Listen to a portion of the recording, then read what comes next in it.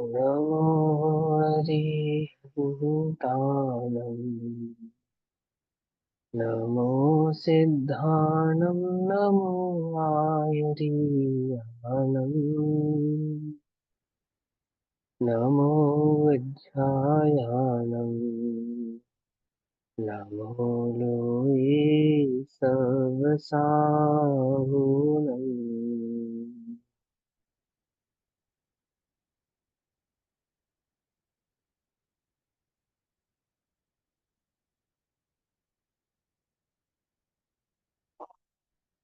नमः समे साराय स्वानुभूत्या च कासते चित्तभावाय भावाय सर्वभावान्तरच्छिदे।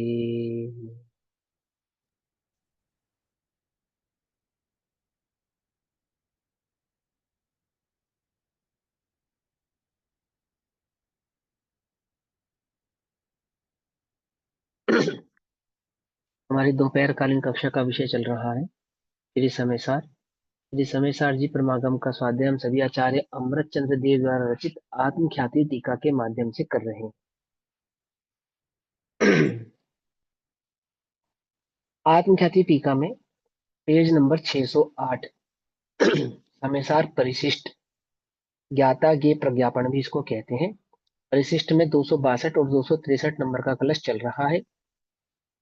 भाव चल रहा है कि शिष्य को जिज्ञासा हुई कि ज्ञान मात्र कह देने से आत्मा में अनेकांतात्मक की सिद्धि नहीं होती, अर्थात आत्मा एक गुण वाला ही सिद्ध होता है। तब आचार्य उसकी इस शंका का समाधान करने के लिए इस समस्या परिशिष्ट की रचना करके उसको समझाते हैं कि जब हम आत्मा को ज्ञान मात्र कहते हैं तो वहां वह ज्ञान मात्र वाला नहीं होता, अर्थात अनेकांत आत्मक ही होता है। और इस प्रकार उस ज्ञान मात्र कहते हुए आत्मा में अनेकांतात्मकता की सिद्धि करी, ज्ञान और ज्ञ की अपेक्षा से। ज्ञान और ज्ञ की अपेक्षा से जब ज्ञान गुण है तो उस ज्ञान गुण का स्वभाव कैसा है, और उस ज्ञान गुण में झलकने वाले जो ज्ञ हैं उनका स्वभाव कैसा है।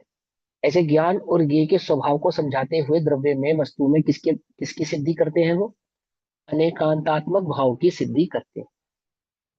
और उस अनेकांतात्मक भाव की सिद्धि करने के पश्चात 14 कलशों में आचार्य देव 262 और 263 262 और 263 नंबर के कलश में ये बतलाते हैं कि हमने जो समयसार परिशिष्ट की शुरुआत में प्रतिज्ञा की थी कि आपको ज्ञान मात्र आत्मा बतलाते हैं, तो ज्ञान मात्र कहने से अनेकांतात्मक की उसमें सिद्धि हो जाती है। वह सिद्धि हम आपको बतलाते हैं कैसे होगी, और वह करने के बाद 14 कलशों में उस सिद्धि को करने के बाद अब वे अपनी संतुष्टि प्रकट करते हैं कि इस प्रकार आत्मा अज्ञानी के चित्त में ज्ञान मात्र कहते हुए भी अनेकांतात्मक स्वरूप को सिद्ध करता हुआ सिद्ध होता है, प्राप्त होता है। ठीक, तो क्या कहते हैं आचार्य देव कि 262 नंबर के कलश में कहते हैं कि ज्ञान मात्र कहने से भी अनेकांतात्मक ही है, ऐसा अनेकांतात्मक स्यादवाद ने सिद्ध किया है। इत्य ज्ञान विमूढ़ानम ज्ञान मात्रम प्रसादयन आत्मतत्वमनेकांत स्वयमेवानुभूयते। स्वयमेव ही अनुभव में प्रकट होता है।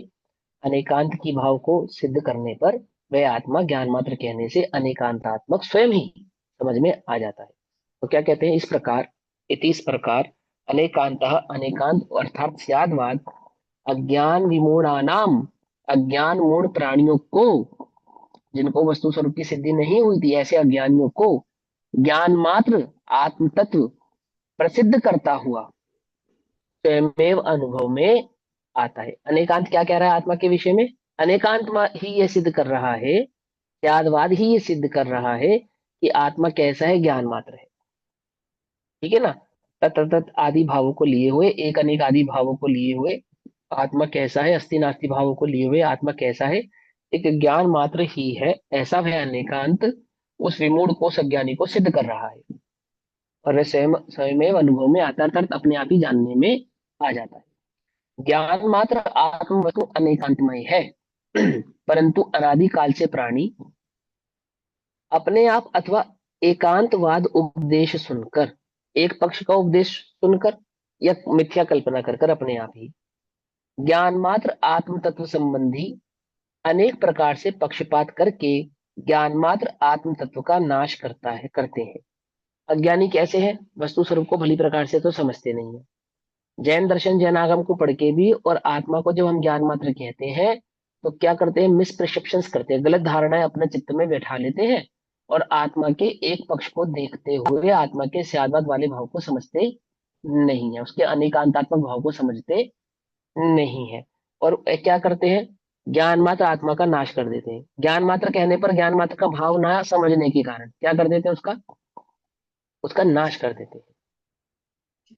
उनको, उन अज्ञानी जीवों को स्यादवाद, जो स्यादवाद है, वह ज्ञान मात्र आत्म तत्व का अनेकांत स्वरूप बना प्रकट करता है।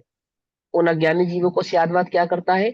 ज्ञान मात्र आत्मा का अनेकांतात्मक बना भाव प्रकट करता है, समझाता है। यदि अपने आत्मा की ओर दृष्टिपात करके, यदि तुम अपने आत्म तत्व की ओर देखें, आप अपनी आत्म तत्व की ओर देखो, उसका अनुभव करो, उसके स्वरूप को निहारोगे तो क्या पाओगे? करके अनुभव करके देखा जाए तो त्यागवाद के उपदेश अनुसार ज्ञान मात्र आत्म वस्तु अपने आप अनेक धर्मयुक्त प्रत्यक्ष अनुभव गोचर होती है। त्यागवाद से ज्ञान मात्र आत्मा की सिद्धि करने के बाद जब आप अपने ज्ञान मात्र आत्म तत्व की ओर देखोगे, अनुभव करोगे ज्ञान मात्र की अपेक्षा से, तो क्या पाओगे कि उसमें धर्म, अनेक धर्म युक्त भगवान आत्मा में जो अनेक धर्म युक्त भाव है वो आप ही दृष्टि गोचर होते हैं, समझ में आते हैं, ज्ञान का विषय बनते हैं। इसलिए हे प्रवीण पुरुषों, प्रवीण मतलब ज्ञानी पुरुषों, समझदार जीवों, अपना कल्याण करना चाहते हो ऐसी भावना वाले जीवों, हलुकर्मी जीवों, तुम ज्ञान को तत्रूप, तत्स्वरूप और अतत स्वरूप, एक स्वरूप और अनेक स्वरूप, अपने द्रव्य क्षेत्र काल भाव से सत्स्वरूप और पर के द्रव्य क्षेत्र काल भाव से असत स्वरूप, नित्य स्वरूप और अनित्य स्वरूप इत्यादि अनेक धर्म स्वरूप प्रत्यक्ष अनुभव गोचर करके प्रतीति में लाओ। अनुभव गोचर करके अर्थात अपने ज्ञान का विषय बनाकर, अपने ज्ञान में इस प्रकार से ज्ञान तत्व की सिद्धि कर कर, भली प्रकार से पहचान कर और उस ज्ञान मात्र आत्मा का अनुभव करो, उसका अनुभव दशा में प्रकट करके उसे अपनी दृष्टि का विषय बनाओ। यही सम्यक ज्ञान है। सर्वथा एकांत मानना वह मिथ्या ज्ञान है। पकड़ में बात, सर्वथा एकांत भाव को ही आत्मा का मानना क्या हो गया? वह मिथ्या ज्ञान है। पूर्वोक्त प्रकार से वस्तु का स्वरूप अनेकांतमय होने से, पूर्वोक्त प्रकार से अर्थात पिछले कहे गए कलशों के माध्यम से हमने जब आत्मा को अनेकांतात्मक भाव वाला सिद्ध किया है, उस प्रकार से ना, अनेकांतमय होने से, अनेकांत, अंत माने गुण, धर्म और गुण दोनों को ना, गुण धर्म को अंत कहते हैं, गुण और धर्म। गुण और धर्म में क्या अंतर होता है मालूम है ना? गुण सिंगल होता है और धर्म युगल होता है, ठीक है ना? गुण सिंगल होता है, अकेला होता है, और जो धर्म होता है वो युगल से होती है। धर्म युगल होता है जैसे कि अस्ति नास्ति, तत् अतत, और गुण होता है ज्ञान, दर्शन, सुख, वीर्य, ऐसे ये अंतर होता है। तो इसलिए अनेक, अनेकांत में अंतकर्त गुण धर्म होता है, मात्र गुण भी नहीं होता और मात्र धर्म भी नहीं होता, गुण धर्म। और अनेक माने एक से अधिक, और अध्यात्म में अनेक का अर्थ तो अनंत ही समझना चाहिए। ये मनीषा दीदी है, इनका एक बार म्यूट करवा देना।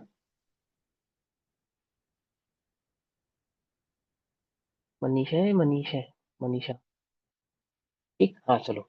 तो अब सुनो क्या कहते हैं। हाँ, तो पूर्वोक्त प्रकार से वस्तु का स्वरूप अनेकांतमय होने से अनेकांत अर्थात स्यादवाद सिद्ध हुआ।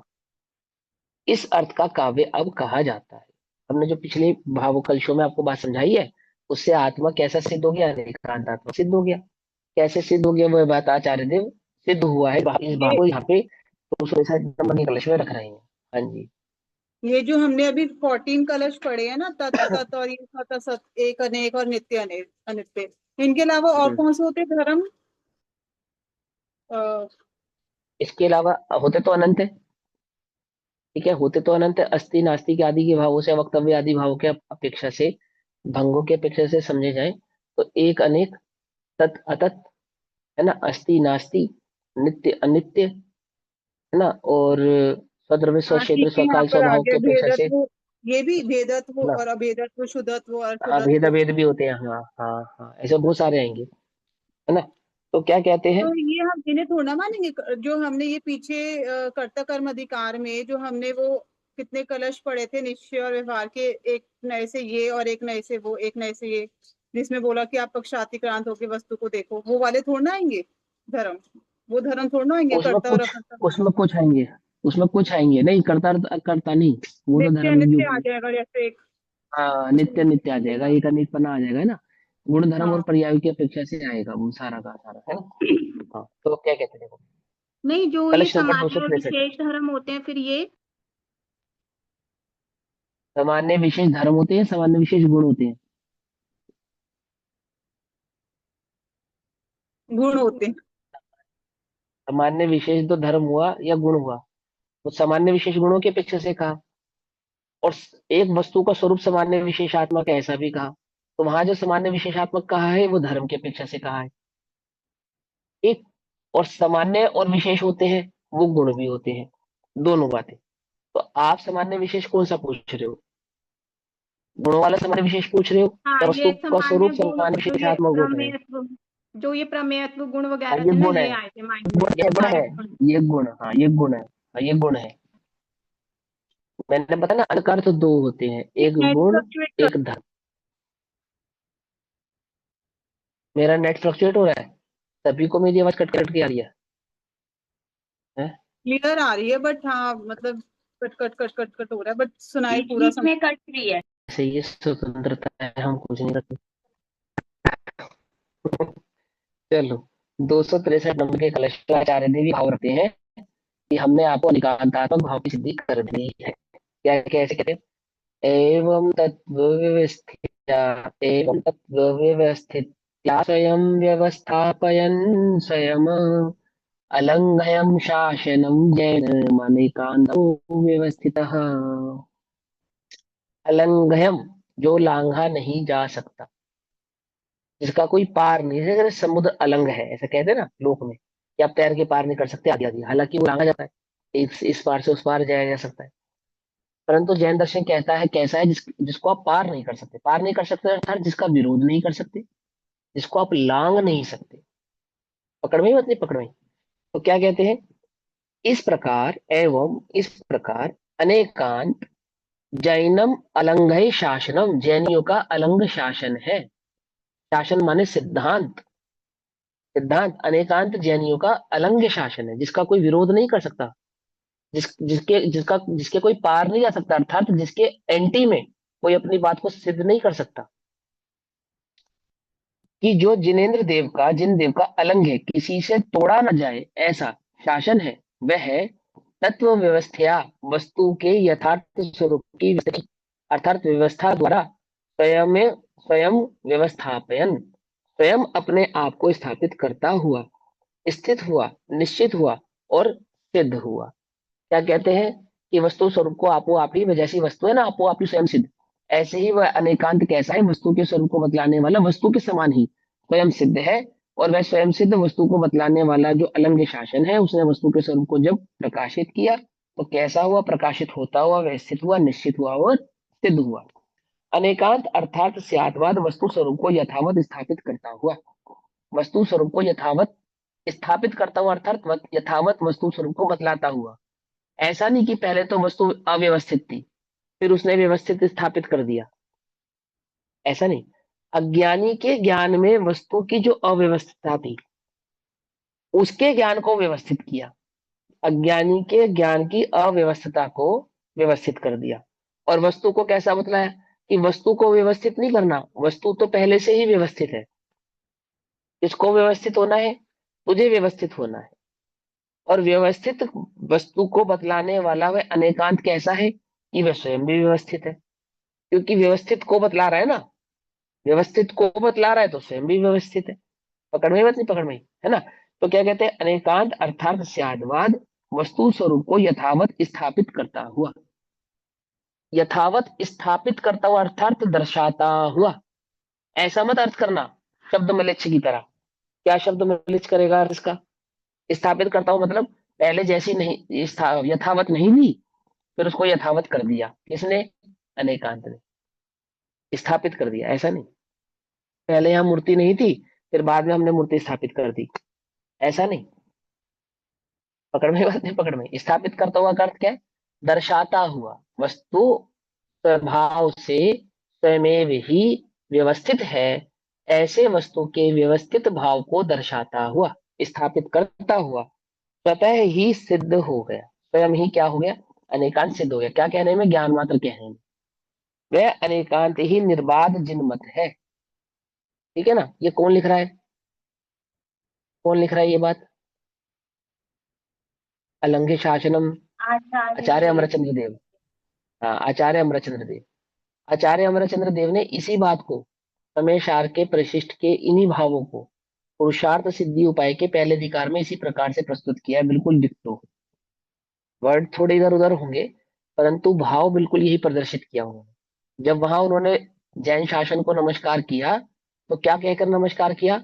अनेकांत त्यागवाद भाव वाले उस भगवान के आगम को मैं नमस्कार करता हूँ। लक्षण क्या बनाया उसका? अनेकांत। बनाया नहीं बनाया? इसी प्रकार से आगे भी बतलाएंगे। देखना, वो आप जो पुरुषार्थ सिद्धि उपाय पढ़ रहे हो ना, उनका आचार्य अमरचंद्र, वो भी आचार्य अमरचंद्र देव ने लिखा है। तो उनके ज्ञान के संदर्भ, उनके ज्ञान में, सिद्धांत के संदर्भ में, वस्तु व्यवस्था के संदर्भ में जो भाव है, वो ऐसा नहीं कि ग्रंथ लिखने के बाद, लिखने के आधार से बदल गया। यहाँ कह रहे हैं वही बात उन्होंने वहां पे कही है, और इसी ही प्रकार से कही है, इसी ही ढंग से कही है। ठीक, देखो क्या कहते हैं। अनेकांत अर्थात स्याद्वाद वस्तु स्वरूप को यथावत स्थापित करता हुआ स्वतः सिद्ध हो गया। वह अनेकांत ही निर्बाध जिन मत है, जिनमें जिसमें किसी प्रकार की कोई बाधा नहीं है, निर्बाधित है, और यथार्थ वस्तु स्थिति को कहने वाला है। आगे ना मत, वस्तु स्थिति को यथार्थ कहने वाला है, जैसी वस्तु है वस्तु को वैसा ही बतलाने वाला है। कहीं किसी ने असत कल्पना से वचन मात्र प्रलाप नहीं किया है, अपनी बुद्धि से कह दिया हो, कल्पना करके कह दिया हो, है ना, हमको ऐसा लगा इसलिए कह दिया हो, तो ऐसा कल्पना करके नहीं कहा है। इसलिए हे निपुण पुरुषों, भली भांति विचार करके प्रत्यक्ष अनुमान प्रमाण से अनुभव कर देखो। कैसे अनुभव करके देखो? भली प्रकार से, सही प्रकार से विचार करके, विचार माने विवेक पूर्वक, विवेक पूर्वक, प्रत्यक्ष, प्रत्यक्ष अनुभूति की अपेक्षा से प्रत्यक्ष, अनुमान, अनुमान है ना, तर्क आदि की अपेक्षा से अनुमान, और प्रमाण से, प्रमाण से अर्थात निश्चय और व्यवहार दोनों ही भावों को भली प्रकार से समझ कर। पकड़ में आ गई बात? प्रत्यक्ष माने अनुभव, वो अनुभव से प्रत्यक्ष ही जानने में आता है जीव है, चैतन्य है या नहीं है। इस बात को बतलाने के लिए तो किसी डॉक्टर या साइंस की आवश्यकता नहीं है, एक जानने वाला है। अनुमान, तर्क आदि के आधार से और प्रमाण से निश्चय व्यवहार में आत्मक वस्तु के स्वरूप को अनुभव करके देखो। जब अनुभूति प्रकट होगी छद्मस को, कैसे होगी? प्रत्यक्ष, अनुमान, प्रमाण आदि के आधार से ही होगी। यहाँ प्रत्यक्ष करता ऐसा नहीं आत्मा दिखेगा। कई लोगों को आत्मा दिखाई देती है, दिखाई देती नहीं दिखाई देती है? दिखाई देती है। वाली आत्मा नहीं है, वो चौराहे पे भटकती है जो। ये उस आत्मा की बात नहीं कर रहे, हमने प्रत्यक्ष अनुभव किया उसका, प्रत्यक्ष दर्शन किया साक्षात, वो आत्मा नहीं है ना। ये आत्मा कैसा है? अरूपी आत्मा है, अरूपी आत्मा। यहाँ आचार्य देव अनेकांत के संबंध में विशेष चर्चा करते हैं। अब आगे आचार्य देव उसी अनेकांत के संदर्भ में थोड़ी और विशेष चर्चा करते हैं, शिष्य के चित्त को और शांत करने के लिए और निर्विकल्प करने के लिए, अथवा उसके चित्त में अभी भी किसी प्रकार की कोई मिथ्या मान्यता बाकी ना रह जाए, कोई मिथ्या भाव वो अपने साथ ग्रहण ना कर ले, तो उसकी उस जिज्ञासा को शांत करने के लिए पहले से ही आचार्य देव आगे की बात कहते हैं। क्या कहते हैं?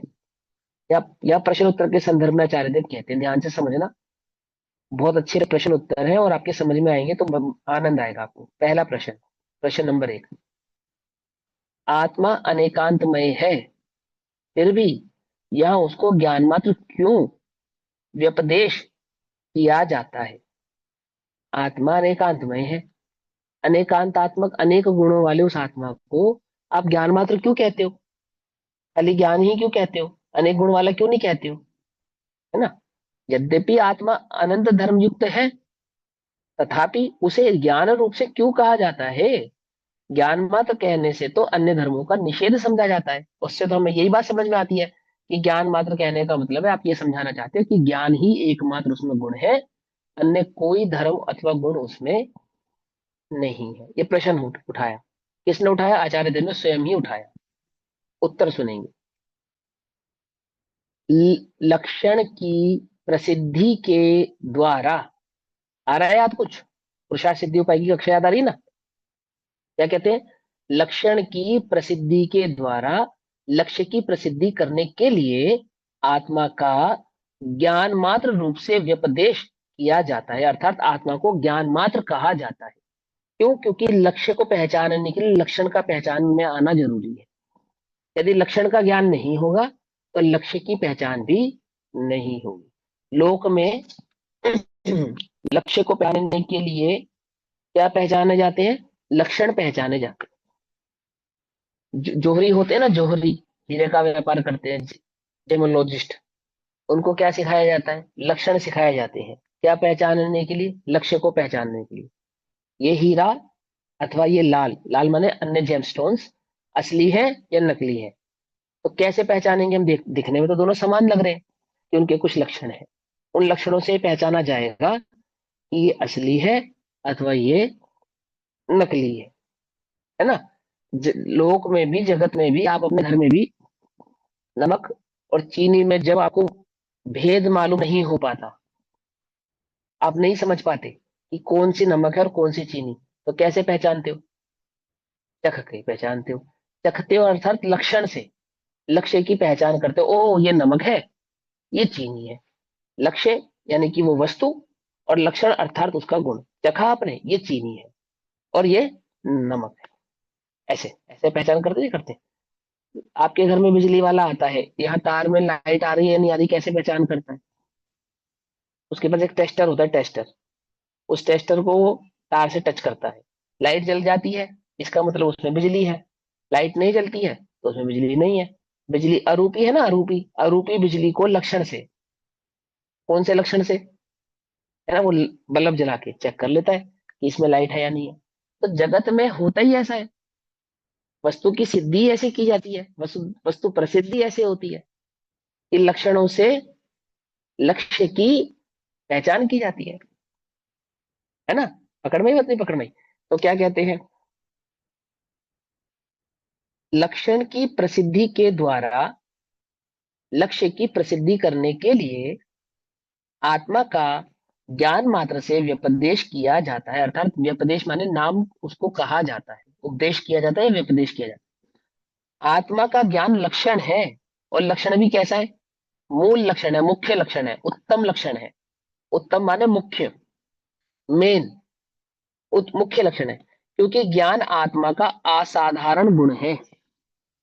अन्य द्रव्यों में ज्ञान गुण नहीं है। इस एक उत्तर के अंदर क्या बात समझा रहे हैं आचार्य देव?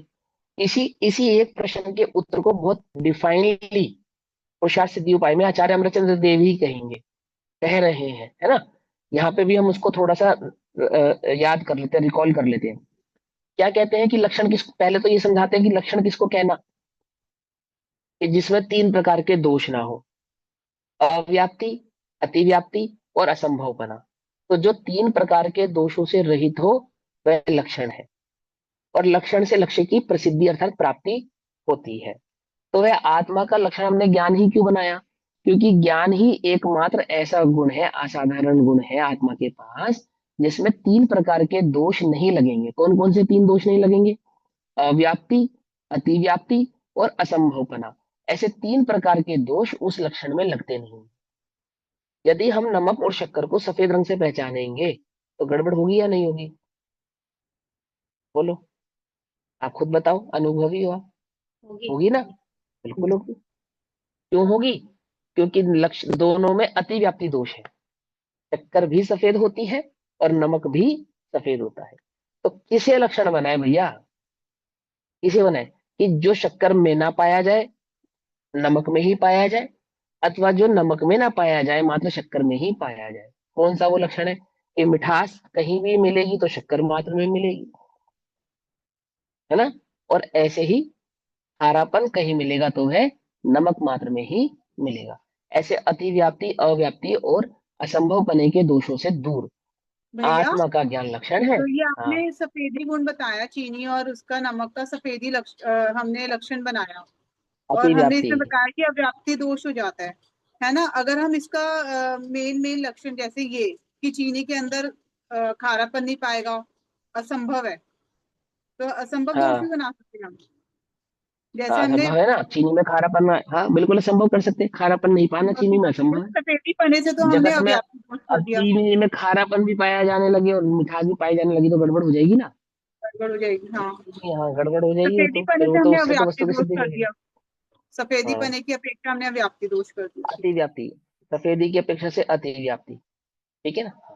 तो आत्मा का अव्याप्ति ज्ञान अव्याप्ति लक्षण है अतिव्याप्ति, सफेदी अतिव्याप्ति नहीं, दोष अति है, व्याप्ति है, अव्याप्ति नहीं। अतिव्याप्ति, जो एक से अधिक में, अति व्याप्ति है। नमक में भी सफेदी है और चीनी में भी सफेदी है, तो अतिव्याप्ति हो गया ना। अति माने अधिक, एक से अधिक द्रव्यों चीनी में का पाया जाने अव्याप्ति के दोष कारण। तो मिठास हुआ, चीनी का अव्याप्ति दोष तो नहीं मिठास नहीं हुआ ना अब भैया, नहीं होगा नहीं, मिठास से। अरे मिठास तो चीनी का मूल लक्षण है दीदी, अव्याप्ति दोष कैसे हो गया वो। हाँ ठीक है, अति व्याप्ति वो हमने केवल ज्ञान की अपेक्षा लगाया था ना, जैसे जीव में जीव को रागी द्वेषी हाँ, मानना, और फिर हमें केवल ज्ञानी जीवों को भी रागी द्वेषी मानना पड़ेगा, इस टाइप से हमने कल बनाया था ना देखो सुनो सुनो अति व्याप्ति। सुनो सुनो, चीनी, ध्यान से समझना, ध्यान से समझना, कोई बात नहीं, उसमें क्या बात है, क्षेपक्षम ज्ञान है ना। बहुत सारे विषयों में हम भी ऐसे ही हैं, बहुत सारे विषयों में आप ऐसे हो सकते हो, उसमें क्या बात है। आप और हम कोई अलग थोड़ी है, सिद्धि ही है सब, है ना। कोई बात नहीं, क्षेपक्षम ज्ञान से मत समझो, अभी हम समझेंगे इस बात को। अपने को क्षेपक्षम ज्ञान की कमी से कम मत समझना। हाँ, ज्ञान मात्र की अपेक्षा से अपने को पूरा ही देखना। हाँ, देखो समझो ध्यान से, चीनी पाउडर फॉर्म में होती है, ध्यान से सुनना पहले, है ना, या क्रिस्टल फॉर्म में होती है, या लिक्विड फॉर्म में होती है। ये तीन तीन बातें पूछी मैंने। चीनी का फॉर्म पाउडर होगा, क्रिस्टल होगा, या लिक्विड होगा, या तीनों ही हो सकती है। प्रश्न समझ में आ गया, है ना, चार ऑप्शन दे दिया आपको तीनों ही हो कि सकते। वो पाउडर फॉर्म में होती है, क्रिस्टल फॉर्म में होती है, लिक्विड फॉर्म में होती है, या तीनों ही हो सकते हैं। तो आप कहते हैं कि भैया वो तीनों ही हो सकती है ना, क्योंकि चीनी तीनों ही हो सकती है। कभी वो पाउडर भी हो सकती है, चीनी हो सकती है ना पाउडर, कभी वो क्रिस्टल भी हो सकती है, और कभी वो लिक्विड भी हो सकती है। तो हम पाउडर, क्रिस्टल और लिक्विड, इसको चीनी का अव्याप्ति दोष कहेंगे। अव्याप्ति दोष क्यों कहेंगे चीनी का, क्योंकि ये चीनी में व्याप्त तो है, पर कहीं है और कहीं नहीं है। जिस समय चीनी क्रिस्टल है उस समय लिक्विड और पाउडर नहीं है, जिस समय पाउडर है उस समय लिक्विड और क्रिस्टल नहीं है, और जिस समय लिक्विड में है उस समय पाउडर और क्रिस्टल फॉर्म में नहीं है।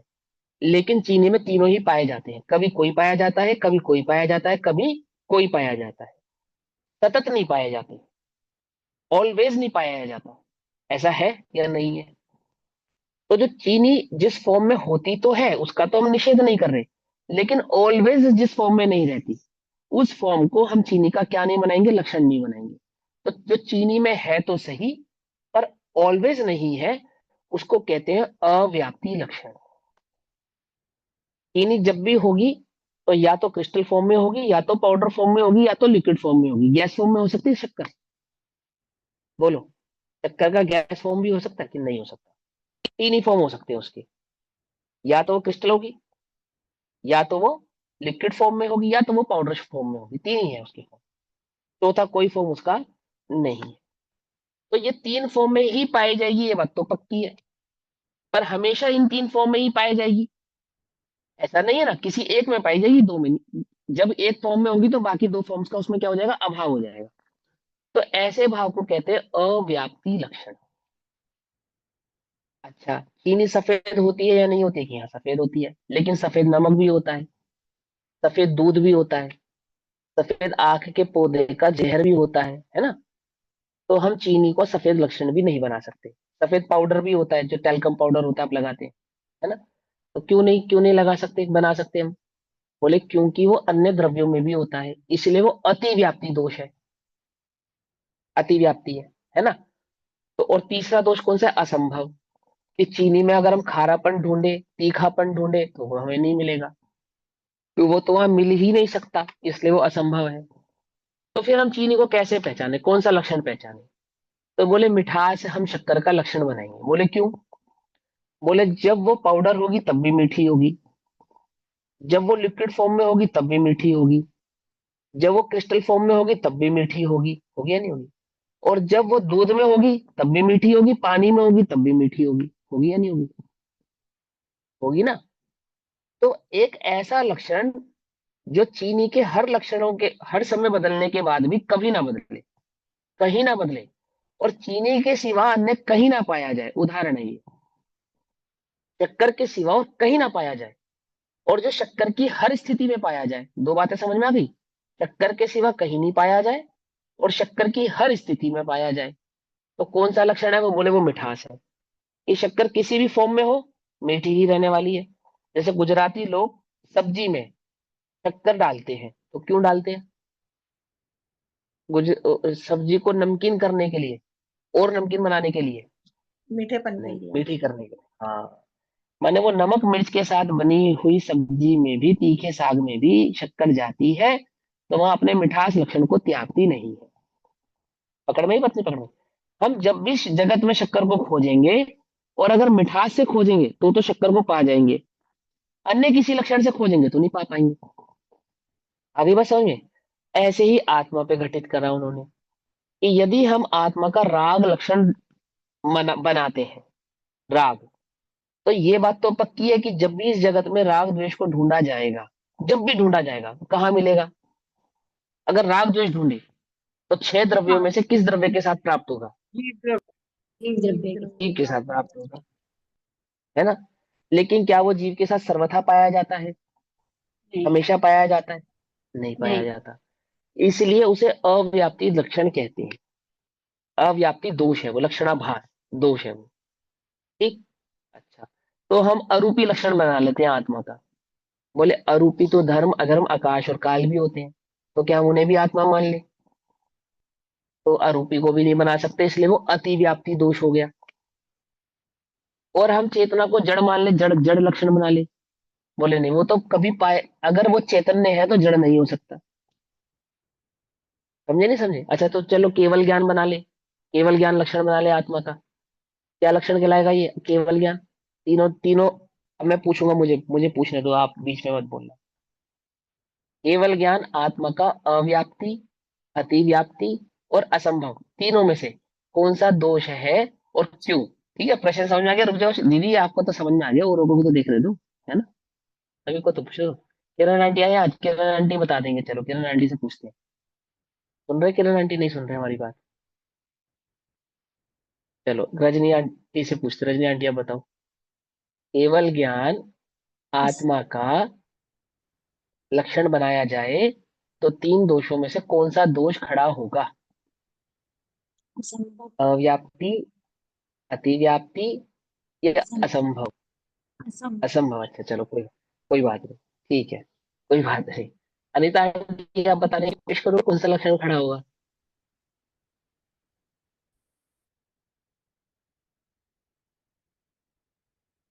नहीं, अति व्याप्ति दोष आएगा उसमें। अतिव्याप्ति कैसे आएगा बताओ जरा। अतिव्याप्ति किसको कहते हैं? जिसमें अति हो, उसकी अ, चीज हाँ, की अति अति माने हो। जो जो दो द्रव्यों में पाया जाए उसको अति कहते हैं। एक से अधिक द्रव्य में पाया, तो केवल ज्ञान आत्म द्रव्य के सिवा अन्य किन द्रव्यों में पाया जाता है? और किसी द्रव्य में नहीं पाया जाता। तो फिर अतिव्याप्ति कैसे हुआ, है ना। और असंभव का मतलब होता है कि कभी नहीं पाया जाता। समझ में? ये बात नहीं समझ में? तो कौन सा बचा? ऑटोमेटिकली अव्याप्ति बचा। तो वो अव्याप्ति दोष है। बोले अव्याप्ति क्यों है? क्योंकि अरिहंत और सिद्ध में तो है, और अन्य जीवों में नहीं है। आ गई बात समझ में? नहीं समझी? अव्याप्ति दोष किसको कहना? जो कहीं तो है, जीव की किसी अवस्था में तो है और किसी अवस्था में नहीं, यानी जब तक मुझे केवल ज्ञान प्रकट नहीं होगा तब तक मैं जीव नहीं कहला सकता। केवल ज्ञान प्रकट होगा तभी मैं जीव कहलाऊंगा, यदि मैं केवल ज्ञान को जीव का लक्षण बनाऊंगा तो। आगे बात समझ में? नहीं समझ में? तो हम किसको लक्षण बनाए चेतना का? बोले एक चैतन्य भाव ही, यानी ज्ञान दर्शन भाव ही ऐसा है जो उस ज्ञान मात्र आत्मा में सदैव ही पाया जाता है। एक इंद्रिय अवस्था में भी ज्ञान, दो इंद्रिय अवस्था में भी ज्ञान, अन्य इंद्रिय अवस्थाओं में भी ज्ञान, और केवल ज्ञान अवस्था में भी ज्ञान, सिद्ध अवस्था में भी ज्ञान। ज्ञान का कभी आत्मा से अभाव नहीं होता, किसी अवस्था में भी अभाव नहीं होता। और आत्मा यानी जीव के सिवा अन्य किसी द्रव्य में कभी भी किसी भी कारण से पाया नहीं जाता। इसलिए ज्ञान ही उस जीव का वास्तविक और मूल लक्षण है। आगे बस समझ में? ये जो लक्षणाभास है ये तो तुम्हें टिप्स पे रटा होना चाहिए, टिप्स पे। टिप्स पे। अब वस्तु की सिद्धि कैसे करोगे, इसको प्रमाणित कैसे करोगे, बोलो? समझे नहीं समझे? लक्षण, लक्षणाभास, ये दो तो आपको अच्छे से समझ में आना चाहिए, है ना? चलो अब समझते हैं आगे। चले आगे चले। हाँ, तो क्या कहते हैं? लक्षण की प्रसिद्धि के द्वारा लक्ष्य की प्रसिद्धि करने के लिए, है ना, आत्मा का ज्ञान मात्र रूप से उपदेश किया जाता है, क्योंकि आत्मा का ज्ञान लक्षण है। और क्योंकि ज्ञान आत्मा का असाधारण गुण अथवा लक्षण है, अन्य द्रव्यों में ज्ञान गुण नहीं है, इसलिए ज्ञान की प्रसिद्धि के द्वारा उसके लक्ष्य की अर्थात आत्मा की प्रसिद्धि होती है। आगे प्रश्न करते हैं, इस लक्षण की प्रसिद्धि से क्या प्रयोजन है? सीधा मात्र लक्ष्य की ही प्रसिद्धि कर दो ना। आपको प्रसिद्धि ही करनी है, पहले लक्षण प्रसिद्ध करोगे, फिर लक्ष्य पे जाओगे, सीधा लक्ष्य ही प्रसिद्ध कर दो। प्रश्न क्या है? सीधा लक्ष्य ही प्रसिद्ध कर दो, लक्षण प्रसिद्ध करो फिर लक्ष्य प्रसिद्ध करो। इतना लंबा क्यों करते हो? प्रश्न समझेंगे। इस लक्षण की प्रसिद्धि से क्या प्रयोजन है? मात्र लक्ष्य ही प्रसाध्य अर्थात प्रसिद्धि करने योग्य है, क्योंकि अल्टीमेटली आपने प्रसिद्ध तो लक्ष्य को ही करना है ना, तो सीधा लक्ष्य को ही प्रसिद्ध कर दो आप। इसलिए लक्षण को प्रसिद्ध किए बिना मात्र लक्ष्य को ही, आत्मा को ही प्रसिद्ध क्यों नहीं करते? सीधा आत्मा ही क्यों नहीं कहते? ज्ञान मात्र ही क्यों कहते हो? ज्ञान मात्र आत्मा ऐसा क्यों कहते हो? आत्मा ही कह दो ना सीधा। पकड़ में ही बात नहीं? पकड़ में ही। उसमें लक्षण जोड़ के और फिर लक्ष्य बतलाना, उसकी क्या आवश्यकता है? ऐसे ऐसे तो दोष खड़ा हो रहा है। जब आप ज्ञान मात्र आत्मा कहते हो तो वहां लक्ष्य से सिर्फ ज्ञान वाला सिद्ध होता है, तो आप लक्ष्य सीधा आत्मा ऐसा बोल दो, ज्ञान मात्र आत्मा ऐसा मत बोलो। तो उसको उत्तर देते हैं, जिसे लक्षण अप्रसिद्ध हो, अर्थात जो लक्षण को नहीं पहचानता हो, नहीं पहचानता हो। छोटा बच्चा बिजली के लक्षण को नहीं पहचानता। बिजली किसे कहते हैं? बोलो क्या है लक्षण का, बिजली का असली लक्षण बताओ क्या है? कौन बतलाएगा? करंट। हाँ, झटका। है ना?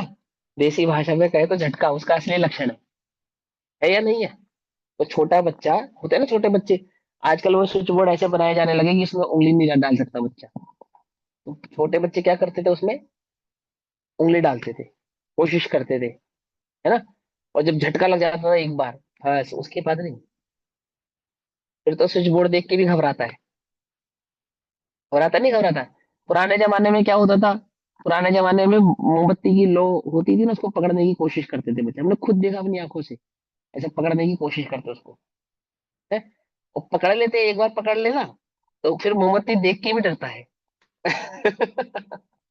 उसको लक्ष्य से क्या, लक्षण से किसकी प्रसिद्धि हो गई? लक्ष्य की प्रसिद्धि हो गई उसको। उसको समझ में आ गया क्या चीज है। देखने भर से तो समझ में ही नहीं आ रहा था, लेकिन उसका जलाना लक्षण जो उसको प्रसिद्ध हुआ, अंतर में अनुभूत हुआ, अब नहीं भूलता वो। पकड़ में मत नहीं? पकड़ में तो क्या कहते हैं?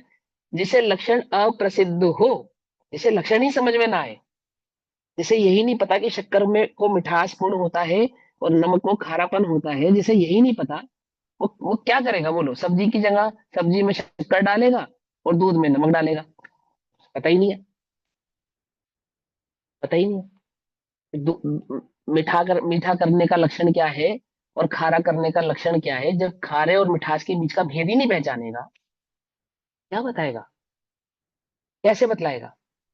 बात समझ में आई है? तो क्या कहा, जिसे लक्षण अप्रसिद्ध हो उसे, अर्थात जो लक्षण को नहीं जानता हो, ऐसे अज्ञानी जन को लक्ष्य की प्रसिद्धि नहीं होती, अर्थात लक्ष्य की प्राप्ति नहीं होती। लक्षण समझ में आवे तो लक्ष्य की प्राप्ति होती है। नींबू किसे कहते हैं पता ही नहीं, और भेज दिया खरीदने बाजार में, जाओ नींबू खरीद लाओ, तो बोले क्या खरीद के लाएगा? समझ बात नहीं समझे, कुछ भी खरीद लाएगा, क्योंकि उसको पता ही नहीं ना, उसको पता ही नहीं। व्यापार करने के लिए बच्चे को पहले क्या सिखाया जाता है, लक्षण या लक्ष्य? सीधा लक्ष्य बोलो, लक्षण सिखाया जाता है ना। कपड़े का व्यापारी हो तो अपने पुत्र को कपड़े का लक्षण समझाता है कि इस लक्षणों से पहचाना जाता है ये कपड़ा अच्छा है और ये कपड़ा कम अच्छा है, ऐसे पहचानते ना। ये सोना खरा है और ये सोना खरा नहीं है, ऐसे लक्षणों से लक्ष्य की प्रसिद्धि करी जाती है। और जब एक बार लक्षण सीख जाता है फिर सीधा लक्ष्य पे नजर होती है, उसको तो पता है। लक्षणों से, लक्षणों को सीखने की खबर कब तक, जब तक लक्ष्य की खबर ना हो तब तक। और एक बार लक्षण सीख जाए तो लक्षणों को देखते ही साथ दृष्टि कहाँ जाती है, लक्ष्य पे जाती है, लक्ष्य पे। सीधा लक्ष्य पे, डायरेक्ट लक्ष्य पे जाती है। आई बात समझ में आती? तो ऐसे ही जिसे लक्षण प्रसिद्ध अप्रसिद्ध हो उसे, अर्थात जो लक्षण को नहीं जानता हो, ऐसे अज्ञानी जन को लक्ष्य की प्रसिद्धि नहीं होती, वस्तु की प्राप्ति नहीं होती। लक्ष्य माने वस्तु और लक्षण माने उस वस्तु की पहचान, पहचान प्राप्ति नहीं होती। जिसे लक्षण प्रसिद्ध होता है, जिसे लक्षण की खबर होती है, मालूम होता है कि लक्षण किसे कहते हैं, प्रसिद्ध होता है, उसी को लक्ष्य की प्रसिद्धि होती है। पकड़ में है? इसलिए अज्ञानी को पहले लक्षण बतलाते हैं और तब वह लक्ष्य को ग्रहण कर सकता है। एक एक गांव का बच्चा अपने दादा के साथ अथवा पिता के साथ बाजार में गाय खरीदने गया। क्या खरीदने गया? पशु, गाय, गाय। तो सैकड़ों गाय देखने के बाद उसके पिता ने एक गाय पसंद करी। तो बच्चे ने पूछा कि भाई इससे पहले जो गाय हमने देखी थी वो भी चार टांगों वाली, चार थन वाली, एक पूंछ वाली, दो सींग वाली ऐसी ही थी। इस गाय में और अन्य जो सैकड़ों गाय आप छोड़ा है उसमें क्या अंतर है? हमें तो कोई अंतर नहीं दिख रहा। दिख रहा है अंतर है या नहीं है? अब लक्षण जानने वाला, क्या लक्षण जानने वाला, कि ऐसी हाइट हो, ऐसा उसका कुंवड़ हो, इतनी लंबी पूंछ हो, है ना, इस प्रकार का थन हो, इस प्रकार का उसके गले में बल पड़ता हो, आदि आदि जो उसके लक्षण है गाय के, सच्ची गाय के सच्चे जो लक्षण है, जो पहचान है, तो वो सिद्ध कर पाए कि हाँ ये पशु, ये काव गाय है, और इस गाय का जो दूध दूध प्राप्त होगा उससे मुनाफा होगा या शरीर में बल आएगा, वृद्धि होगी, आदि आदि। अब जैसे गाय के लक्षणों की खबर नहीं है, वो गाय और क्या कहते हैं उसको, अमेरिकन काउ, है ना, जर्सी गाय के बीच के अंतर को नहीं पहचानता। कुछ बात समझ में आती नहीं समझ में आती? लक्षण और लक्षणाभास में क्या अंतर होता है? जर्सी गाय किसे कहते हैं मालूम? गाय नहीं है वो, गाय जैसा दिखने वाला पशु है। क्या कहा? क्या है वो? गाय जैसा दिखने वाला पशु। आप लोग ये खाते हो अमेरिकन गिरी बादाम, है ना, बादाम आता है ना, एक अमेरिकन बादाम के नाम से सबसे सस्ता बादाम है बाजार में, 600-700 रुपए किलो आ जाता है। तो क्या है वो, बादाम है या नहीं है? बोले बादाम नहीं है वो, बादाम जैसा दिखने वाला एक नट है। क्या कहा? कुछ बात समझ में आई? बादाम जैसा दिखने वाला एक ड्राई फ्रूट है, उसको भी जगत में बादाम ही कहते हैं, वो सस्ता है। अब असली बादाम किसे कहते हैं, क्या उसका लक्षण है? समझे, ये तो खाने पीने की चीज का बताया, गाय का बताया। जैसे जगत में कोई एक वस्तु ऐसी नहीं है, कोई एक वस्तु जिसे आप बिना लक्षण के पहचानते हो। पहले लक्षण प्रसिद्ध होते हैं तो लक्ष्य की प्रसिद्धि होती है। लक्षण ही प्रसिद्ध नहीं होंगे तो लक्ष्य की प्रसिद्धि भी जगत में होती नहीं है।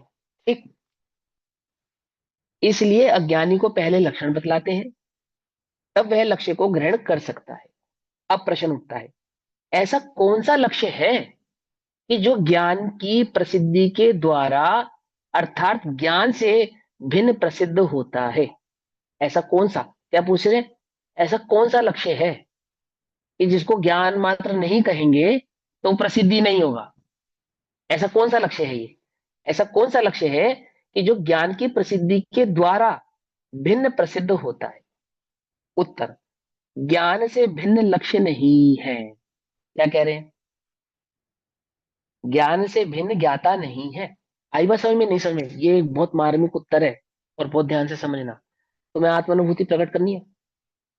बोलो, करनी है नहीं करनी है? अब भी हो जाएगी तुम्हें, सच्ची में, बिल्कुल झूठ नहीं बात, मजाक की कोई बात नहीं। आत्मा का लक्ष्य मत करके ज्ञान का लक्ष्य कर लो तुम। बस, ज्ञान तो जानने में आ रहा है ना, सच ज्ञान, ज्ञान जानने में आ रहा है ना। इस ज्ञान को पहचान लो, तुम अपने आप ज्ञाता तक पहुंच जाओगे। कितनी देर लगेगी? 10 सेकंड भी नहीं लगेंगे, ईमानदारी से, बिल्कुल लिखित बात। क्या कहा? आत्मा को पहचानना, आत्मा का अनुभव करना है। बोले हाँ करना है। कैसे करूं? बताओ बताओ गुरुदेव। ज्ञान से भिन्न लक्ष्य नहीं है। क्या नहीं है? आत्मा ज्ञान से भिन्न, अलग कुछ नहीं है। ज्ञान ही आत्मा है। ये जो सहज ज्ञान ज्ञान ज्ञान ज्ञान ज्ञान जो तेरे जानने में आ रहा है ना, जानन, इस जानन भाव को पकड़ ले तो कहाँ पहुंचेगा? मिठास को पकड़ी जिसने, जिसने मिठास पकड़ी, वो कहाँ पहुंचा? चक्कर में पहुंच गया। आई बात समझ में? नहीं समझ में आई? है? अब मेरे को एक विकल्प आ रहा है कहने का, कह देता हूँ, प्रसंग का नहीं है, प्रासंगिक नहीं है, पर आ रहा है तो कह देता हूँ, फिर पता नहीं बाद में मौका पड़े नहीं पड़े। देखो, एक बच्चे को, छोटे बच्चे को रसगुल्ला दिया खाने के लिए। तो पहली बार उसने रसगुल्ला खाया, ठीक है ना, ध्यान से समझना। उसने रसगुल्ला खाया, उसे बड़ा, बहुत बढ़िया लगा, स्वादिष्ट लगा, है ना। उसको पूछा कैसा है? क्या पूछा उसको? कैसा है, कैसा लगा? अब बच्चों के उत्तर सुनना आप। एक बच्चा कहता है मीठा है, लेकिन जो उसका चेहरा है ना उस रसगुल्ले को खाते समय, क्या उससे मिठास झलक रही है या कुछ और झलक रहा है? सोचो ध्यान से। अब उसको एक चम्मच चीनी खिलाओ, तो वो तो उसको आनंद वो भी झलक मीठी रहा है। लगेगी। हाँ, समझना ध्यान से। लेकिन वो क्या क्या रहा है उसके बारे में? क्या, कैसा लगा? कि मीठा लगा। अब उसे मीठा लगा या कुछ और लगा? समझना ध्यान से। अब आगे चलो। एक बच्चा कहता है मजा आ गया, बहुत बढ़िया लगा, बढ़िया, अच्छा है, बहुत बढ़िया है। आप भी कैसे, आपसे पूछे कैसा बना है? दीदी रसगुल्ला कैसा बना है? भैया बहुत बढ़िया बना है। अब जो तुम आनंद ले रहे थे, जिसका तुम मजा ले रहे थे, वो बहुत बढ़िया का मजा ले रहे थे या रसगुल्ले का ले रहे थे? बताओ। तुम्हें जो स्वाद आ रहा था, वो स्वाद बहुत बढ़िया, ऐसा स्वाद आ रहा था, या वो रसगुल्ले का स्वाद आ रहा था? तुम रसगुल्ले के स्वाद को जब जब प्रेजेंट कर रहे हो, क्योंकि तुम्हारे पास उस स्वाद को कहने के लिए शब्द नहीं है, तो तुमने क्या कहा? बहुत बढ़िया, आनंद। लेकिन बेसिकली जो तुम्हें मजा आ रहा था, जिसमें आनंद आ रहा था, जिसका आनंद आ रहा था, वो आनंद का आनंद ले रहे थे या रसगुल्ले का आनंद ले रहे थे? दोनों में कुछ अंतर है या नहीं? है या नहीं? ज्ञान वेदन आनंद का कर रहा था या रसगुल्ले का कर रहा था? बोलो ईमानदारी से। तो इसकी सूक्ष्मता को आनंद का, पकड़ोगे तो बात समझ में तुम्हें। आनंद का नहीं, वेदन। आनंद का आनंद नहीं, करना था। आनंद का। यही तो नहीं पकड़ पा रहे ना तुम। ज्ञान बेसिकली आनंद का आनंद नहीं ले रहा है। आनंद तो वो रसगुल्ले का ले रहा है, और उस रसगुल्ले के स्वाद को डिस्क्राइब कर रहा है आनंद कह के। समझना ध्यान से। उसको शब्द नहीं है उसके पास। उस ज्ञान के पास, उस अनुभव के, रसगुल्ले के उस अनुभव के लिए शब्द नहीं है। तो वो क्या शब्द देता है उसको? आनंद। क्या शब्द दिया उसने उस भाव को? आनंद। कुछ बात समझ में आई या नहीं समझ में? ज्ञान आनंद का वेदन करता है या ज्ञान का वेदन करता है? ज्ञान ज्ञान का आवेदन करता है और ज्ञान ज्ञान का वो ही आनंद कहता लेता है। है, वो कहता है कि आनंद। अनुभूति कैसी थी? आनंद स्वरूप। शब्द नहीं है, अवक्तव्य कहते हैं उसको बेसिकली। पकड़ में ही बात? नहीं पकड़ में आई या नहीं समझ में आई बात? भैया एक और एग्जांपल दे उस, दो। हाँ मैं समझाता हूँ, बहुत सिंपल सी बात, बहुत सिंपल सी बात। जब हम किसी चीज का स्वाद लेते हैं, स्वाद, स्वाद लेते हैं ना, तो स्वाद का आनंद होता है या आनंद का स्वाद होता है? दोनों में से अंतर बताओ क्या है? स्वाद का ही आनंद फिर स्वाद का ही आनंद, आनंद का स्वाद होता है या स्वाद का आनंद का होता है? स्वाद आनंद किसका होता है? स्वाद ये का, सही। आनंद का, स्वाद का आनंद होता आनंद है। का स्वाद होता है। स्वाद का स्वाद आनंद, हाँ स्वाद का आनंद होता है। हाँ, ये तो समझना है, यही तो भाव समझना है। आनंद स्वाद का होता है, लेकिन उस स्वादिष्ट भाव को आनंद से प्रदर्शित किया जाता है। तो मजा आ गया। तो मजा तुम्हें बस रसगुल्ले में खाने में आता है और बाकी चीजों में नहीं आता। हमने तुमको 2 दिन बाद जलेबी खाई खिलाई, तब तुमने क्या कहा? मजा आ गया। उसके 2 दिन बाद तुमको कचौड़ी खिलाई, तुमने क्या कहा? मजा आ गया। अरे गजब हो गया। तुमको सब में एक जैसे ही आनंद आ रहा है, एक जैसे ही स्वाद आ रहा है, एक जैसे ही आ रहा है। मैंने रसगुल्ला, जलेबी और कचौड़ी, सबको तुमने डिस्क्राइब कैसे किया? आनंद आ गया, आनंद आ गया, आनंद आ गया। तो तीनों आनंद एक जैसे थे या अलग अलग थे? ये बताओ आप हमें, पहले तो आप ये बताओ। और किस में अलग, ज्यादा आनंद आया, किस में कम आनंद आया? बोलो। तीनों एक जैसा हाँ, स्वाद आता वो तीनों का स्वाद भिन्न है, तीनों की तासीर भिन्न है, लेकिन उसका डिस्क्रिप्शन तीनों का सेम है, आनंद आनंद आनंद। ऐसे ही ज्ञान, आनंद से, ज्ञान का जो वेदर होता है ना, ज्ञान, ज्ञान, वो आनंद ज्ञान का लेता है, कहता उसे आनंद है। कुछ बात समझ में या नहीं आई? ये बात समझ में आ जाए तो तुम्हें बात समझ में आ जाए। बिल्कुल क्लियर अब समझ तुम में आ रही है, आनंद बड़ी खोजोगे, तुम आनंद खोजोगे तो ज्ञान नहीं मिलेगा। हाँ, तुम ज्ञान का आवेदन करोगे तो आनंद मिलेगा ही मिलेगा। कुछ बात समझ में आई या नहीं समझ में? रसगुल्ले खाते समय जो आनंद आया, उस आनंद के साथ अगर जलेबी खाओगे तो जलेबी का आनंद नहीं आएगा। क्या कहा? आनंद पकड़ के कचौड़ी खाओगे तो कचौड़ी का आनंद नहीं आएगा। ऐसा उदाहरण देना पड़ रहा है खोटा। आनंद पकड़ के ज्ञान का आनंद लेना चाहोगे तो ज्ञान का आनंद नहीं आएगा। और ज्ञान का आनंद लो, ज्ञान को पकड़ोगे तो ज्ञान का आनंद आएगा, ज्ञान आनंद हो जाएगा। पकड़ में ही बात नहीं, पकड़ में तो समझ में आती है? बोलो। जब हम तुम्हें कोई पदार्थ खिलाते हैं तो पदार्थ के स्वाद की कल्पना पहले कर लेते हो?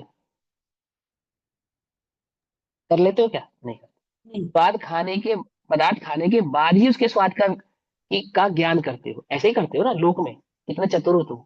कल्पना पहले नहीं करते? तो ज्ञान के विषय में कल्पना पहले क्यों करते हो? भैया, पहले पहले आपने कल्पना जो क्यों करते हो? बोला, हाँ भैया हाँ, बोलो आपने बोलो कहा बोलो। हाँ स्वाद का आनंद आता है, स्वाद का आनंद हाँ, आता है, तो फिर जो स्वाद का आनंद है वो तो सबको एक जैसा आना चाहिए। नहीं अगर नहीं हम नहीं नहीं स्वाद नहीं का नहीं नहीं। आनंद अब मानने चले वो तो तो उदाहरण एक देश है ना, वो तो उदाहरण एक देश है। आत्मानुभव का आनंद तो सबका एक जैसा ही है। आत्म संबंधी आनंद तो सभी ज्ञानियों का समान है ना। सिद्धों का, अरिहंतों का और मेरे आनंद में, मेरे आत्मानुभव के आनंद में हाँ, कोई भेद है? ज्ञान कोई का अंतर है? आनंद सबका सेम है। नहीं, फिर ज्ञान का वो तो आनंद वो तो सेम तुम है। रसगुल्ले से जोड़ोगे तो अलग ही आएगा। रसगुल्ले का आनंद तो सभी को समान आएगा ही नहीं। भैया जिसको लेकिन मीठा ज्ञान पसंद का नहीं है आनंद उसको तो तो बिल्कुल आनंद नहीं आएगा, जिसको नहीं मीठा आएगा। पसंद हाँ, नहीं है उसे तो बिल्कुल ही नहीं आएगा उदाहरण से आनंद। मत जोड़ा। हाँ, उदाहरण से हाँ, मत एक जोड़ो। देश में। हाँ, तो उदाहरण तो एक देश है, नहीं, मैं वस्तु स्वरूप से उदाहरण जोड़ो। से नहीं जोड़ रही, मैं ये हाँ, सोच रही हूँ आनंद से स्वाद आएगा या स्वाद से आनंद आएगा, मैं इसको जोड़ने की कोशिश कर रही हूँ। स्वाद से आनंद आता है, आनंद से स्वाद नहीं आता है। लोक में उदाहरण में तो हम ऐसा कहते हैं, दोनों ही से सिद्धि करते हैं, दोनों तरफ की सिद्धि करते हैं। लेकिन वस्तु स्वरूप में ऐसा नहीं होता। वस्तु स्वरूप में सीधी सीधी वस्तु जानने में आती है तो वस्तु का अनुभव होता है। अब हम पूछे अनुभव कैसा हुआ, तुम्हें ज्ञान का अनुभव कैसा हुआ? क्योंकि वो निराकुल था तो तुमने कहा आनंद का अनुभव हुआ। अब तुम अनुभव के काल में, अज्ञानी ने क्या सोचा? आनंद का अनुभव करना है भैया, आनंद का अनुभव करना है, आनंद का अनुभव होगा।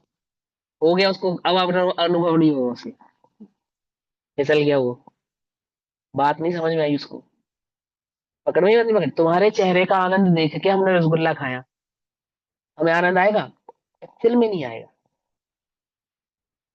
हाँ, रसगुल्ले में मगन होवेगा तो रसगुल्ले का आनंद आएगा। ऐसे ज्ञान की मगनता में आनंद आएगा। आनंद की कल्पना करके ज्ञान का वेदन करना चाहेगा तो ज्ञान का आनंद नहीं आएगा। कुछ बात समझ में आती है नहीं समझ में खाने आती के है? बाद रसगुल्ले का स्वाद जब अंदर आ गया तब पता चलेगा भी बहुत हाँ स्वाद, आनंद आ गया खा के। हाँ, तभी तो आनंद आ गया, खाने के आनंद आ बाद गया। ही तो आनंद आएगा ना।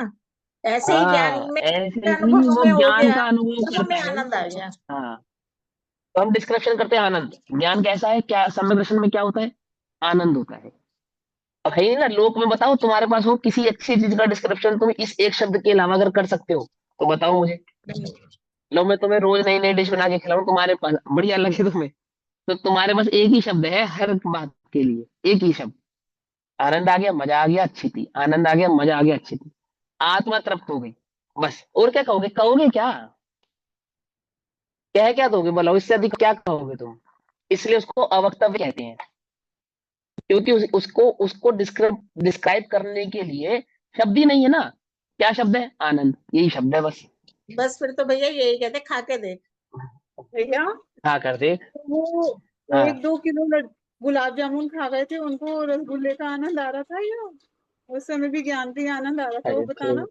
देखो, नहीं देवी वो भैया, मुझे देवी कहाँ ले जा रहे थोड़ा हो, समझ कितनी में आ बढ़िया गया। बात को कहाँ ले जा रहे हो, यार ये उदाहरण कहाँ समझ ले में जा आ रहे हो, बताओ। गया, एक ये बार बताओ। नहीं जैसे वो हमें नहीं कौन खा मालूम। हम किलो हमें नहीं गुलाब मालूम जामुन कितने किलो, और 2, 4, 5, 10 किलो का हमें नहीं मालूम। हम आपसे क्या कह रहे हैं, वो उसको कहाँ, किस बात को कहाँ जोड़ रहे हो आप, देखो इसको नहीं एक समझो पहले। जनरल सिंपल ये नहीं पूछ रही मैं, अगर एक समय दृष्टि गुलाब जामुन खाएंगे तो उनको वो गुलाब जामुन का आनंद आ रहा है या उन्होंने ज्ञान का आनंद लिया, वो वाला आनंद आया है? ये एक बार ये एक्सप्लेनेशन करो, ये तो मेरे को समझ में आ गया, ये वाला एग्जांपल आपका बिल्कुल देखो वो अच्छे से दीदी, समझ जो में आ आपका गया। प्रश्न है, सम्यक दृष्टि जीव हो चाहे मिथ्या दृष्टि जीव हो, ध्यान से समझ लो दोनों बातें। सम्यक दृष्टि जीव है या मिथ्या दृष्टि जीव है, तात्कालिक जो आनंद होता है वो उपयोग का ही होता है। तात्कालिक जो रस होता है, अनुभव होता है, या उसको संचेतन कहते हैं, या उसको प्रतिभास कहते हैं, वो प्रत्येक जीव को उपयोग का ही होता है और किसी चीज का नहीं होता। यदि उपयोग रसगुल्ले में है तो अनुभव, वेदना, आनंद सब रसगुल्ले का ही है, आत्मा का कुछ नहीं है। हम चारित्र की अपेक्षा से कह दें कि वो सम्यक दृष्टि है, कषा चौकड़ी का भाव है और ज्ञान का ही आनंद ले रहा है, ज्ञान की अपेक्षा से कह दें चाहे मिथ्या दृष्टि से सम्यक दृष्टि, वो ज्ञान का ही वेदन कर रहा है। लेकिन जो खरेखर बात है, दो प्रकार की खरेखर बात, स्वभाव की अपेक्षा से तो जीव ज्ञान के सिवा अन्य किसी का वेदन करता ही नहीं। आत्मज्ञानम स्वयं ज्ञानम ज्ञानाद अन्यत् करोति किम, ज्ञान के सिवा कुछ नहीं कर सकता। रसगुल्ले के स्वाद रूपी गुण का भी वो ज्ञान ही कर रहा है, आनंद वो ज्ञान का ही ले रहा है, रसगुल्ले का नहीं ले रहा है। एक द्रव्य दूसरे द्रव्य को छू नहीं सकता है। लेकिन आसक्ति की अपेक्षा से, चाहे सम्यक दृष्टि है चाहे मिथ्या दृष्टि है, अगर वो गेयो के प्रति, गेयो में आनंदित है, तो गे का ही आनंद है, ज्ञान का आनंद नहीं है। दोनों बातें समझ में आनी चाहिए आपको, सियाद बात का कथन है कि वो भोग के काल में आत्मा का ही आनंद ले रहे हैं, ऐसा नहीं है। आत्मा के जब उपयोग आत्म सम्मुख होता है, आत्मस्वरूप होता है, उसी। एक बात बताओ, फिर मुनिराज पुरुषार्थी क्यों करेंगे आत्मा में रमण करने का, उनको तो आहार के समय भी आत्मा का ही आनंद है ना, शास्त्र में लिखते समय भी तो आत्मा का ही आनंद है। वो ऐसा क्यों कहते हैं कि मैं शास्त्र लिख रहा हूँ आत्मा में अपने को स्थापित करने के लिए, उस अनुभव को प्रकट करने के लिए, क्योंकि ज्ञान तो सिर्फ आत्मा का ही आनंद ले रहा है। तो शास्त्र लिखते हुए भी आत्मा का आनंद आ रहा है उन्हें, तो अलग से अलग आनंद लेने की क्या आवश्यकता है। ऐसा छल ग्रहण नहीं करना इन बातों से कि वो गे आसक्त तो हुआ है और ज्ञान का ही आनंद ले रहा है, इसलिए वो तो फिर ज्ञान वो का गे कुछ लुब्ध छोड़े क्यों, वो समझ गे में आ लुब्धता त्यागे क्यों। हाँ, समझ में आई बात, नहीं समझ में आई? तो वो छठे से सातवें में और सातवें से आठवें में जाने का उद्यम करे ही क्यों, पुरुषार्थ करे ही क्यों, क्योंकि वो तो जो कर रहा है सब ज्ञान का ही आनंद ले रहा है। अब मुझे क्या जरूरत है अनुभव करने की, अलग से अनुभव हो तो रहा है। मैं आपसे चर्चा कर रहा हूँ, क्या कर रहा हूँ, ज्ञान का आनंद ले रहा हूं। नहीं होता ज्ञान का आनंद, इसे नहीं कहते हैं। कहाँ कहा गया, क्यों कहा गया, किस प्रशिक्षण में कहा गया, किस लिए कहा गया, बिना अपेक्षा को जाने समझे कुछ भी अर्थ निकालोगे तो कुछ भी अर्थ निकलेगा, ऐसे नहीं। स्वभाव की अपेक्षा से ज्ञान, ज्ञान के सिवा किसी और का आनंद नहीं करता, भोग नहीं करता। लेकिन स्वभाव तो उसका सुखी होने का भी है ना, दुखी होने का नहीं है। स्वभाव तो उसका संसार से मुक्त होकर सिद्धालय में जाने का है ना, संसार में क्या कर रहा है। स्वभाव तो उसका चार गति में भटकने का भी तो नहीं है। स्वभाव तो उसका निगोद में रहने का भी तो नहीं है, वहां क्या कर रहा है। और स्वभाव तो उसका चार कषाय रूप प्रवृत्ति करने का भी नहीं है, तो क्यों कर रहा है, तो क्यों कर रहा है फिर। पकड़ में, बात नहीं पकड़ में, ऐसा नहीं, ऐसा नहीं, है ना। हाँ, अब तो ये समय तो हो गया। के कारण हाँ, वो ये लुक देता है, वो उसके भाव को अलग समझो, उसको अलग समझो। तो क्या कहते हैं, वस्तु समझ में आई, लक्षण और लक्ष्य से समझाई मैंने ये बात। यदि तुम्हें वास्तव में आनंद का लक्ष्य है, समझना ध्यान से, निर्भरता का लक्ष्य है, सम्यक दर्शन तुम्हारा लक्ष्य है, तो घबराओ नहीं। उस ज्ञान को पकड़ो। वो ज्ञान की पकड़ में जो ज्ञान का वेदन है वो आनंद स्वरूप है, उसी का नाम सम्यक दर्शन है, उसी का नाम आत्मानुभूति है। अनुभव को, आनंद को पकड़ के ज्ञान को पकड़ोगे तो ज्ञान पकड़ में नहीं आएगा, और ज्ञान को पकड़ोगे तो जो ज्ञान का वेदन होगा वो आनंदमय ही होगा। आई वो समझ में या नहीं समझ में? अभी तत्काल सम्यक दर्शन प्रकट करने की विधि है ये। है, चलो बाकी चर्चा हम कल करेंगे, अभी समय हो, तब तक के लिए सभी को जय जिनेन्द्र। ओम नमः सिद्धेभ्यः। निज निधि निज में बताई, जहाँ अनंत उपकार है, उसी के लिए जिनवाणी माखो वंदना शतम।